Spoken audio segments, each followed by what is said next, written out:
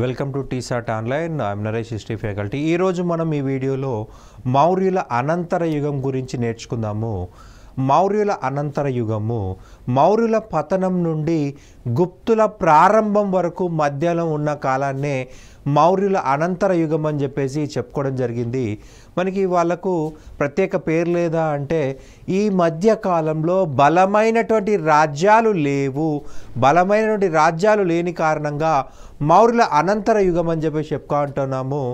Right, మౌర్యుల పతనం నుంచి గుప్తుల ప్రారంభం వరకు మధ్య ఉన్న కాలమే మౌర్యుల అనంతర యుగము. ఈ కాలంలో ఒక బలమైన రాజ్యం అనేది లేదు. రైట్, ఫస్ట్ మనకి చూసినట్లయితే మౌర్యులు అనంతరం భారతదేశంలో 5.5 దశాబ్దాల కాలం రాజకీయ అనైక్యత ఏర్పడింది.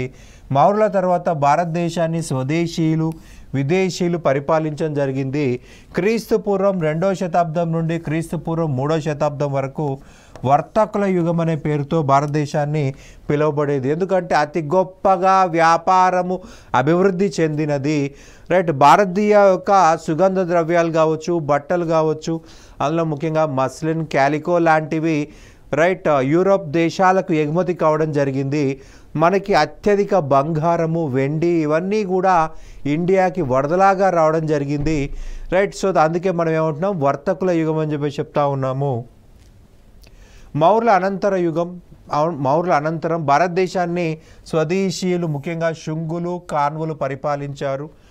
రైట్, విదేశీయులు చూసినట్లయితే ఇండో గ్రీకులు, శకులు, పార్థియన్లు, కుషానులు పరిపాలించడం జరిగింది. రైట్, ఫస్ట్ మనం స్వదేశీయుల నుంచి స్టార్ట్ చేసుకుందాం. శుంగా వంశము, పుష్యమిత్ర శుంగుడి వంశం యొక్క స్థాపకుడు. రైట్, వీళ్ళ రాజధాని విదిష, మధ్యప్రదేశ్. రైట్, వీళ్ళది భరద్వాజ గోత్రము మరియు బ్రాహ్మణులు, వీళ్ళు బ్రాహ్మణులు. రైట్, వీళ్ళ అధికార భాష లేదా రాజభాష సంస్కృతము, రాజమతం వైదిక మతము.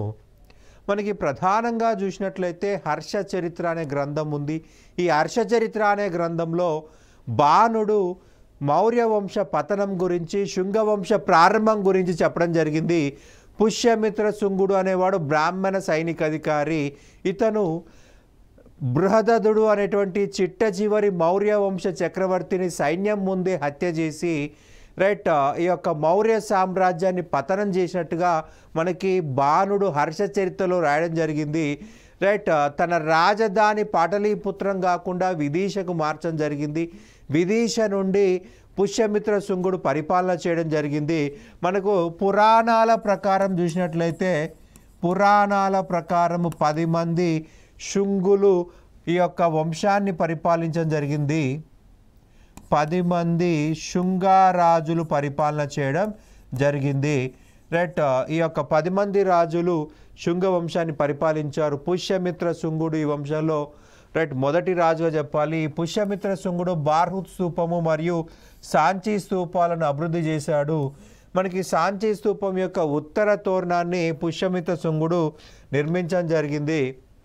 పుష్యమిత్ర శుంగుడు చూసినట్లయితే ఇతను మౌర్య వంశంలో చివరి చక్రవర్తి అయిన బృహదదుడిని చంపి ఈ వంశాన్ని క్రీస్తుపురం 187లో ప్రారంభించాడు. రైట్, ఇతడు భరద్వాజ గోత్రానికి చెందిన బ్రాహ్మణ కులస్థుడని పతంజలి తన మహాభాష్యం అనే గ్రంథంలో రాయడం జరిగింది. మహాభాష్యము అనే గ్రంథంలో రాయడం జరిగిందనమాట. పతంజలి వచ్చేసి మహాభాష గ్రంథ రచయిత. ఇతడు యోగాన్ని అభివృద్ధి చేయడం జరిగింది.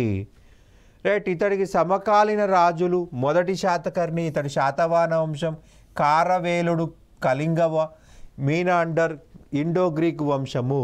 పుష్యమిత్ర శుంగుడు అశ్వమేధ యాగం చేయడం జరిగిందండి. ఈ యాగ అశ్వాన్ని మీనాండర్ అడ్డగించగా పుష్యమిత్ర శుంగుడు అతన్ని ఓడించడం జరిగింది.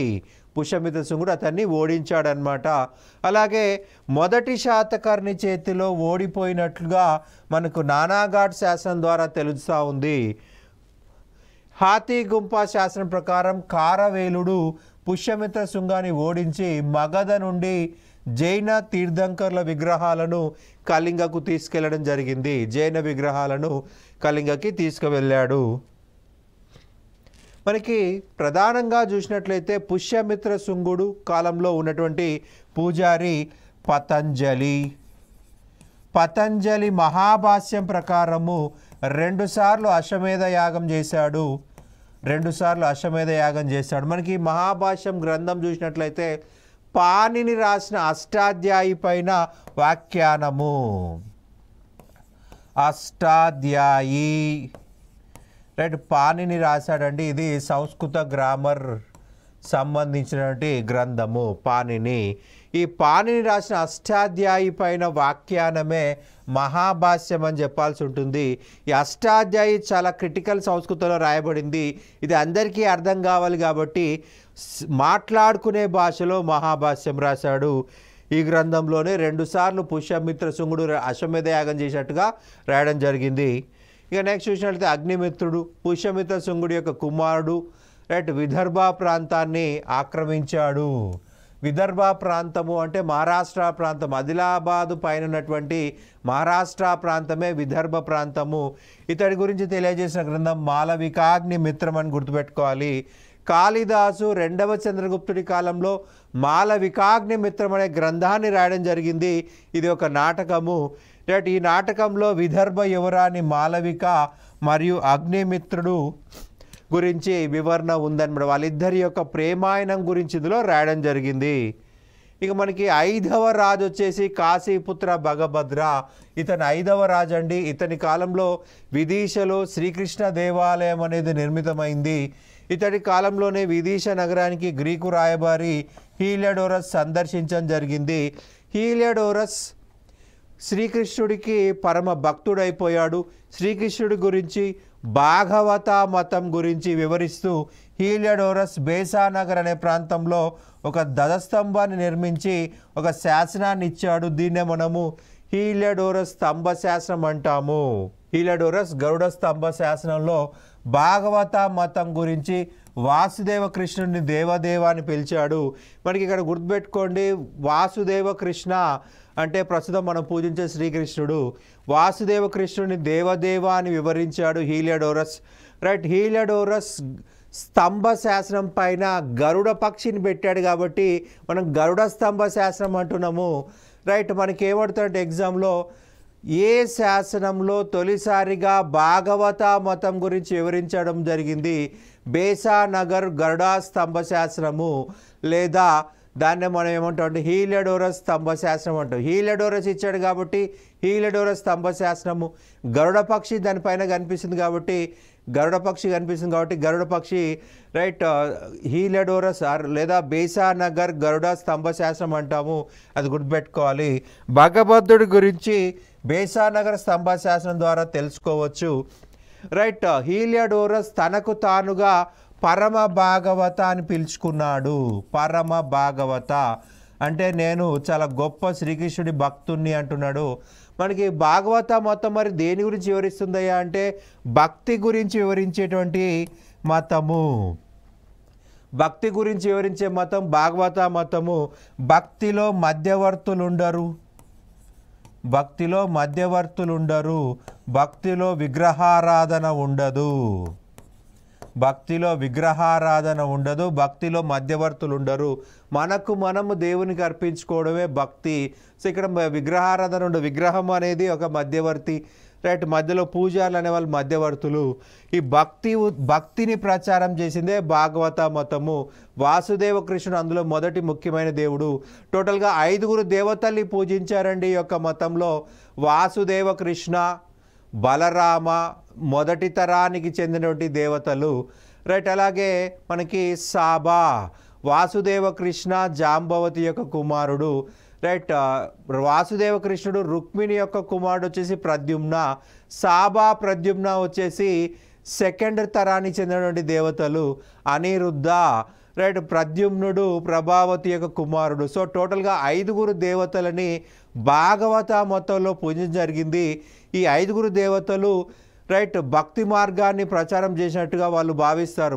వాసుదేవ కృష్ణ, బలరామ, ప్రద్యుమ్న, సాబా, అనిరుద్ధ ఈ 5 దేవతలకు సంబంధించిన సమాచారం మనకి భాగవత మతంలో కనిపిస్తుంది. భాగవత మతం గురించి వచ్చే శాస్త్రం అంటే హీలియోడోరస్ గరుడ స్తంభ శాసనము లేదా బేసానగర్ గరుడ స్తంభ శాసనం అంటాము. ఇక నెక్స్ట్ చూసినట్లయితే దేవభూతి 10వ రాజితను శుంగ వంశంలో చివరి రాజు 10వ రాజు రైట్ చిట్ట చివరి చక్రవర్తి. క్రీస్తుపూర్వం 75లో ఇతడి మంత్రి అయిన వాసుదేవ కాన్వా ఇతన్ని వధించి శుంగవంశాన్ని అంతం చేయడం జరిగింది. నెక్స్ట్ చూసినట్లయితే కాన్వా వంశము, వీరి రాజధాని పాటలీపుత్ర. కాన్వాయన అనే గోత్రానికి చెందిన బ్రాహ్మణులు కాబట్టి కాన్వ వంశం అనే పేరు తీసుకున్నారు. రైట్ వాసుదేవ కాన్వా ఇతను దేవభూతిని చంపేసి మగధ యొక్క రాజధానిని విదిశ నుండి పాటలీపుత్రానికి మార్చడం జరిగిందండి. పాటలీపుత్రానికి మార్చాడు. సో మళ్ళీ రాజధాని పాటలీపుత్రంకి వచ్చింది. మనకి శుంగుల కాలంలో రాజధాని విదిశ, రైట్ మనకి మళ్ళీ కాన్వ కాలంలో పాటలీపుత్రం వచ్చేసింది. ఇతడి అనంతరం భూమిపుత్ర, నారాయణ, సుశర్మలు పరిపాలించడం జరిగింది. రైట్ కాన్వ వంశంలో చిట్ట చివరి చక్రవర్తి, చిట్ట చివరి రాజు సుశర్మ.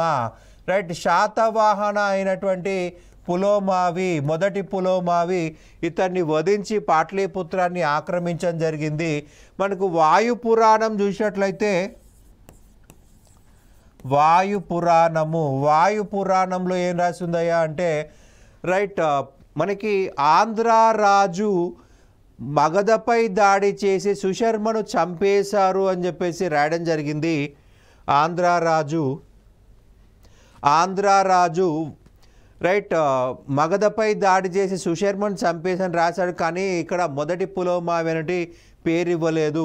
మొదటి పులోమావి శాతవాహన రాజు.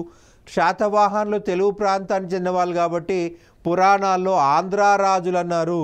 రైట్ వాయు పురాణంలో ఏమని రాశారయ్యా అంటే ఆంధ్ర ప్రాంతానికి చెందినటువంటి రాజు మగధపై దాడి చేసి సుశర్మను చంపారన్నారు. సో అతనికి సమకాలీనంగా ఆంధ్రాలో ఉన్న రాజు మొదటి పులోమావి. అయితే మనకి పురాణాలను బట్టి చెప్పొచ్చా అంటే అతనికి సంబంధించిన ఇంకేమైనా ఆధారాలు ఉన్నాయా చూసుకోవాలి, శాసనాలు కానీ నాణ్యాలు కానీ. రైట్ మొదటి పులోమావి యొక్క నాణ్యాలు పాత పాటలీపుత్రంలో కుమ్రాహార అనే ప్రాంతంలో ఉన్నాయి. రైట్ కుమ్రాహార అనే పాత పాటలీపుత్రం అంటున్నాము, ఓల్డ్ పాటలీపుత్రం అంటున్నాము. అలాగే అలహాబాద్ అనే ప్రాంతంలో కూడా ఇతని నాణ్యాలు దొరికాయి. రైట్ కుమ్రాహార అనే ప్రాంతంలో, అలహాబాద్ అనే ప్రాంతంలో మొదటి పులోమావి నాణ్యాలు దొరికాయి. కాబట్టి ఈ యొక్క మొదటి పులోమావే సుశర్మను చంపి మగధను ఆక్రమించినట్టుగా తెలుస్తూ ఉంది. ఇక నెక్స్ట్ చూసినట్లయితే విదేశీయులు. మౌర్యుల పతనం తర్వాత వాయువ్య భారతదేశాన్ని ఆక్రమించినటువంటి వాళ్ళు ఈ యొక్క ఇండో గ్రీకులు. వీరినే యవనులు అంటున్నాం, బ్యాక్ట్రియన్లు అని కూడా అంటున్నాము. యవనులు అంటే అర్థం వచ్చేసి పశ్చిమ దేశాల నుంచి భారతదేశానికి వచ్చిన వాళ్ళు యవనులు. రైట్ పశ్చిమ దేశం నుంచి ఇండియాకు వచ్చిన వాళ్ళు యవనులు. అది భాషాపరమైంది, ఏ ఒక్క మతానికి యొక్క వ్యక్తులకు సంబంధించింది కాదు. రైట్ బ్యాక్ట్రియా అనే ప్రాంతం నుంచి వచ్చారు కాబట్టి బ్యాక్ట్రియన్స్ అని కూడా అంటున్నాము. బ్యాక్ట్రియా దీన్నే ఇప్పుడు మనం బాల్క్ అని పిలుస్తున్నాం. ఆఫ్ఘనిస్తాన్ బాల్క్ అనే ప్రాంతం నుంచి వచ్చారు. ఆ కాలంలో బ్యాక్ట్రియా అన్నారు, ఇప్పుడు బాల్క్ అంటున్నాము. వీళ్ళ రాజధాని సకలా, దాన్నే ఇప్పుడు మనం సియాల్కోట్ అంటున్నాము. సియాల్కోట్ ప్రస్తుతం పాకిస్తాన్కి వెళ్ళిపోయింది. ఆ కాలంలో అది భారతదేశమే కాబట్టి మనం భారతదేశంగా పరిగణించాల్సి ఉంటుంది. రైట్ భారతదేశ చరిత్రలో తొలిసారిగా బంగారు నాణాలను ప్రవేశపెట్టింది ఇండో గ్రీకులే.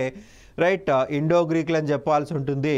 ఈ వంశం యొక్క స్థాపకుడు డియోడోటస్. అయితే ఇతని యొక్క కుమారుడు డెమెట్రియస్ భారతదేశంపై దండయాత్ర చేసి భారతదేశాన్ని ఆక్రమించుకొని సకలా కేంద్రంగా తన రాజ్యాన్ని ప్రారంభించడం జరిగింది.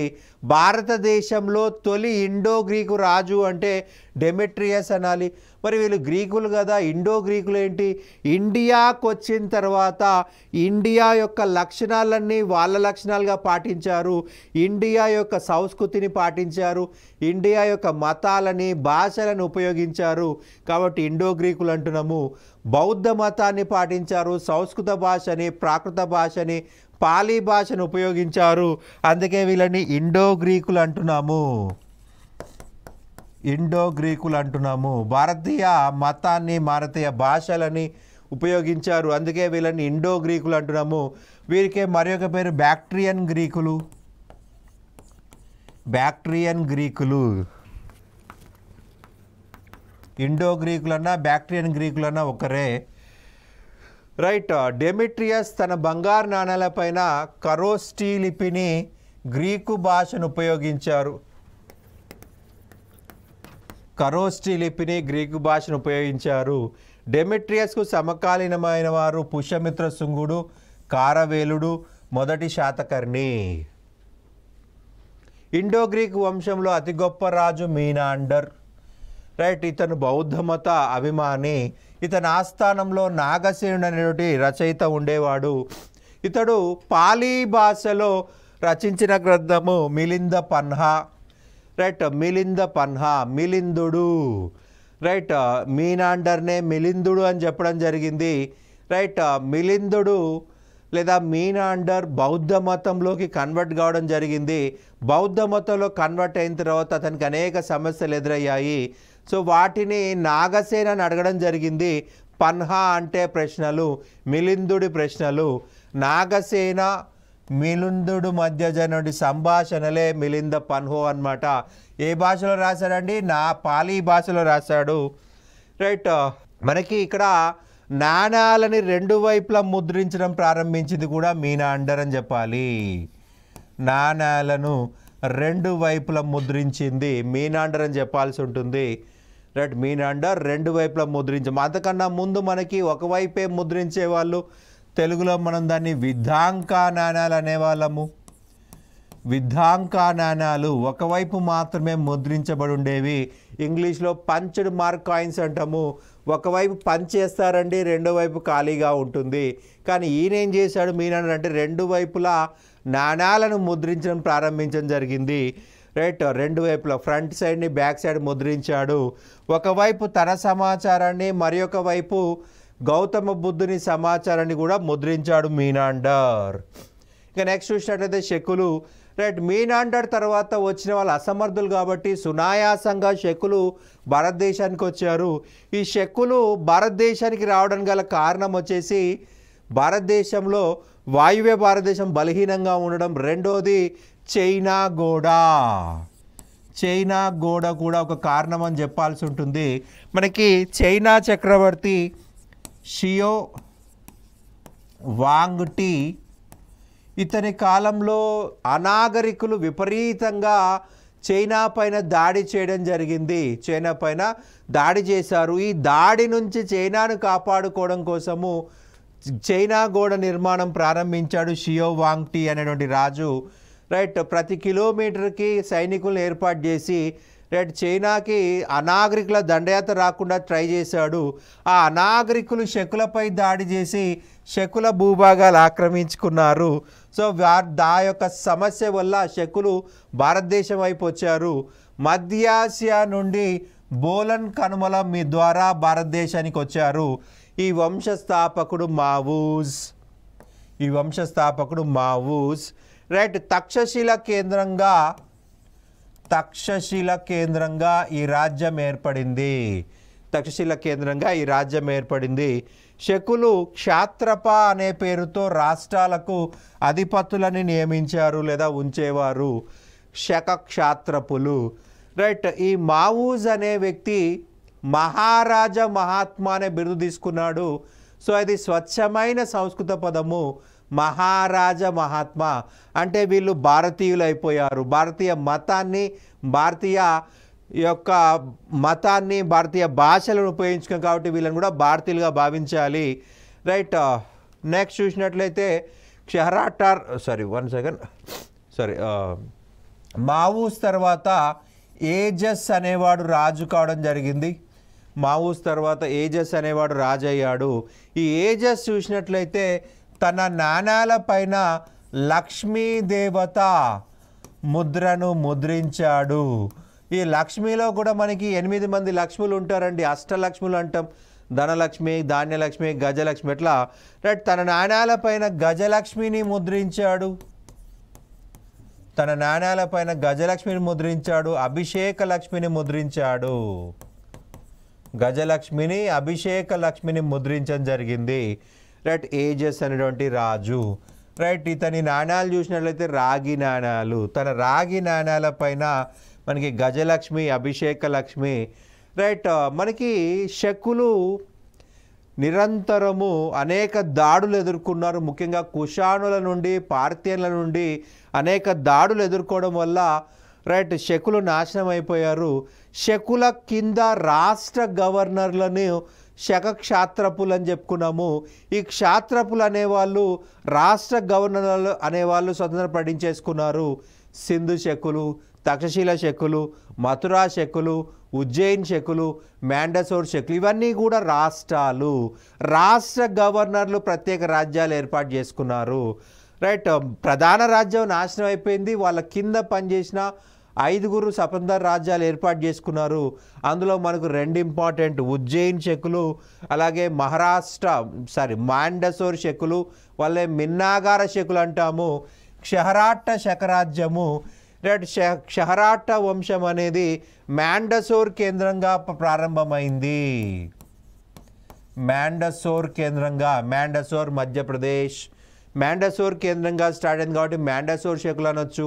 వీళ్ళనే మిన్నాగార శకులు అని కూడా పిలుస్తాము. మిన్నాగార శకులు. రైట్, క్షహరాట్ట వంశం చూసినట్లయితే ఈ వంశం యొక్క ప్రారంభకుడు భూమక, స్థాపకుడు భూమక, భూమిని పరిపాలించేవాడు భూమక. భూమక స్వచ్ఛమైన సంస్కృత ప్రథము. సో వీళ్ళు పూర్తి సంస్కృతాన్ని ఉపయోగించారు, భారతీయ మతాలు అవలంబించారు. రైట్, భూమక తర్వాత గొప్ప రాజు నహాపనుడు అని చెప్పాల్సి ఉంటుంది. రైట్, టోటల్ క్షహరాట్ట వంశంలో అతి గొప్ప రాజు నహాపనుడు. ఈ నహాపనుడు గౌతమిపుత్ర శాతకర్ణికి సమకాలీన రాజుగా చెప్పాలి. ఈ శకులు ఏం చేసేవారంటే నిరంతరము శాతవాహన గ్రామాలపై పడి శాతవాహన అమ్మాయిలు ఎత్తుకెళ్ళిపోయి పెళ్ళిళ్ళు చేసుకోవడం జరిగింది. ఇక్కడ మనకి శాతవాహనులు వైదిక మత సంరక్షకులు, హిందూ మత సంరక్షకులు. ఈ శకులు విదేశీయులు. సో విదేశీయులు వచ్చేసి హైందవ మతం లేదా వైదిక మత మహిళల్ని పెళ్లి చేసుకోవడం వల్ల సంకరజాతి పుట్టుకొస్తూ ఉంది. వాళ్ళు విదేశీయులు, వాళ్ళకి హిందూ మతానికి ఏ సంబంధం లేదు, వాళ్ళకి వైదిక మతానికి ఏ సంబంధం లేదు. సో ఇక్కడ మనకి మిక్స్డ్ బ్రీడ్ లాంటిది ఏర్పడుతూ ఉంది. సో దాన్ని వ్యతిరేకిస్తూ గౌతమిపుత్ర శాతకర్ణి నహాపనతోటి 18 సంవత్సరాల పాటు యుద్ధం చేయడం జరిగింది. రైట్, వీళ్ళిద్దరి మధ్య జరిగిన ప్రధాన యుద్ధమే గోవర్ధన హారా యుద్ధము. గోవర్ధన హారా యుద్ధము. ఈ యుద్ధానంతరము గౌతమిపుత్ర శాతకర్ణి నహాపనుని చంపేయడం జరిగింది. నహాపనుడి మరణాంతరం అతని వెండి నాణాలను పునర్ముద్రించాడు. ఫ్రంట్ వైపు నహాపన సమాచారం, బ్యాక్ వైపు ఈ యొక్క గౌతమిపుత్ర సమాచారం కనిపిస్తుంది. రైట్, గౌతమిపుత్ర శాతకర్ణి నహాపనుడి వెండి నాణాలను పునర్ముద్రించాడండి. మనకు అడిగే క్వశ్చన్ ఏంటంటే ఈ పునర్ముద్రిత నాణాలు ఎక్కడ దొరికాయి? జోగల్తంబి అనే ప్రాంతంలో లభించాయండి. జోగల్తంబి ప్రాంతం ఎక్కడుందయ్యా అంటే నాసిక్ దగ్గరలో ఉంది. నాసిక్ అని గుర్తుపెట్టుకోవాలి, నాసిక్ మహారాష్ట్ర. రైట్, జోగల్తంబి అనే ప్రాంతంలో దాదాపుగా నహాపనుడి యొక్క వెండి నాణాల కుప్ప లభించి ఒక కుప్పగా దొరికిందనమాట. రైట్, మనకి నెక్స్ట్ రాజ్యం వచ్చేసి కామర్దక శక రాజ్యము. రైట్, ఇది ఒక మరి ఒక రాష్ట్ర స్వతంత్ర ప్రకటించేసుకుంది. రైట్, చెస్తన అనే వ్యక్తి కామర్దక వంశం యొక్క రాజ్య స్థాపకుడు. అతని మనవడే రుద్రాదమనుడు. చెస్తన యొక్క మనవడే రుద్రాదమనుడు. రైట్, వీళ్ళు ఉజ్జయిని కేంద్రంగా పరిపాలించారండి. ఉజ్జయిని కేంద్రంగా పరిపాలించారు. ఉజ్జయిని వీరి రాజధాని. రుద్రదమనుడు గిర్నార్ లేదా జునాగఢ్ శాసనాన్ని జారీ చేశాడు.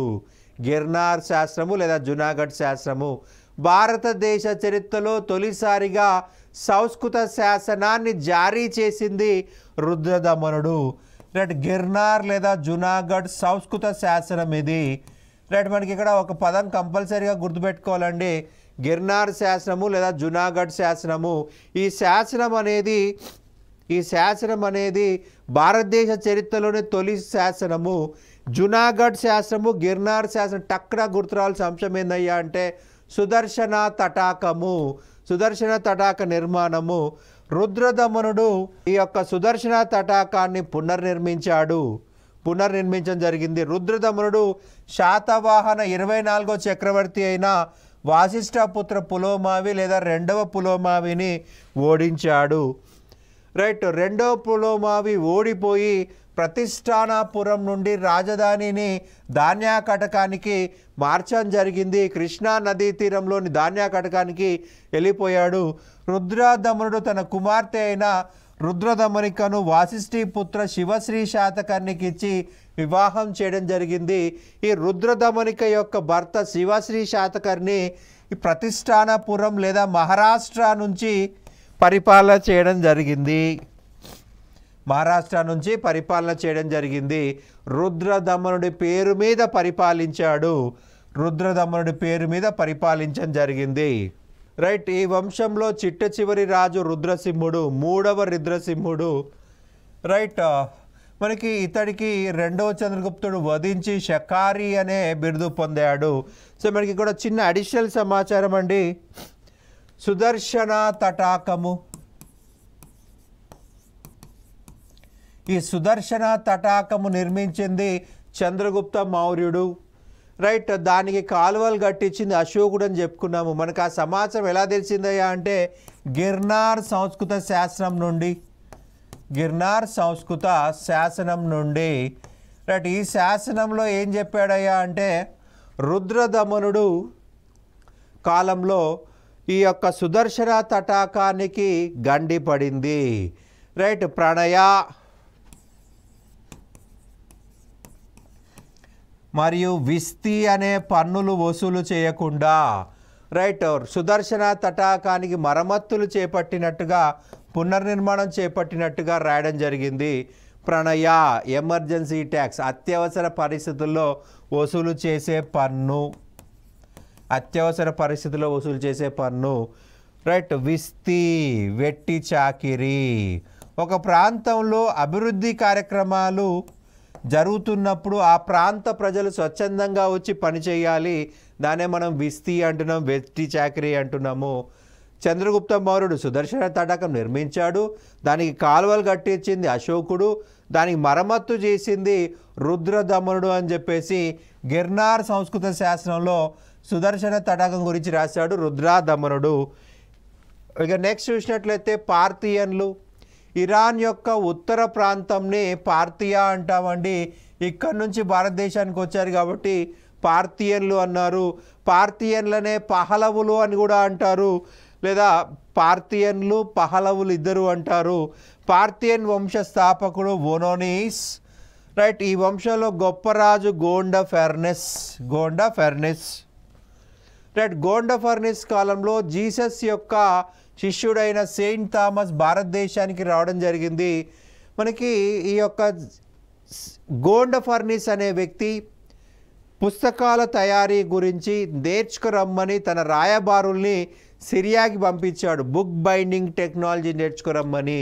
వాళ్ళు అక్కడ సెయింట్ థామస్ని చూసి భారతదేశానికి ఆహ్వానించారు. సెయింట్ థామస్ భారతదేశానికి వచ్చాడు.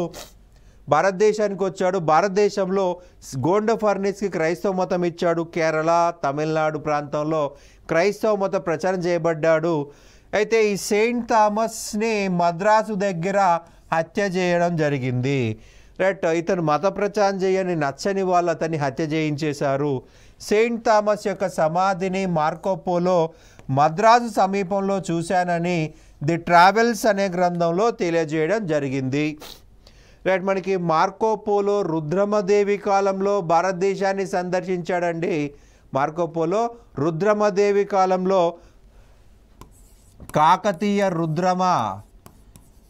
కాకతీయ రుద్రమదేవి కాలంలో మార్కోపోలో ఇండియాకు వచ్చాడు. రైట్, ఏం చెప్పాడు? సెయింట్ థామస్ యొక్క సమాధిని మద్రాసు సమీపంలో చూశాలని ది ట్రావెల్స్ అనే గ్రంథంలో చెప్పాడు. రైట్, మార్కోపోలో ఇతనికి సమకాలీనుడు కాదండి, రుద్రమదేవికి సమకాలీనుడు. రైట్, గోండా ఫెర్నిస్కి సమకాలీనుడు కాదు, రుద్రమదేవికి సమకాలీనం గుర్తుపెట్టుకోవాలి. రైట్, మనకి ప్రధానంగా ముందున్న సమాచారం రాయడం అనేది సరిపోతుంది.